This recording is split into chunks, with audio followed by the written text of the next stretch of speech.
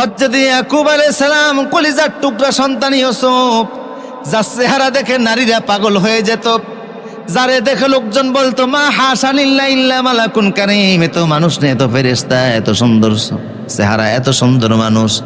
আপন বাবা কলিজার টুকরা সন্তান চোখ থেকে আড়াল হয়ে গিয়েছে, চোখের পানি ছেড়ে তিনি ছেলেদের ষড়যন্ত্রের মোকাবেলায় শুধু বললেন ওয়াল্লাহুল মুস্তাআনু আলা মা তাসিফুন। ছেলেরা, তোমরা আমার কাছে যাটা বলেছো, তোমাদের মনের কথা, মুখের কথা, বানিয়ে বানিয়ে বলা কথা, এখন আমার কাছে ধৈর্য ধারণ করা ছাড়া আর কোনো উপায়। আমি ধৈর্য ধারণ করলাম, ফলাফল আল্লাহর পক্ষ থেকে আমার কাছে আসবে। সুবহানাল্লাহ বলেন। আপনাদের কষ্ট হচ্ছে মনে হয়, এখন শেষ করে দেই কেমন?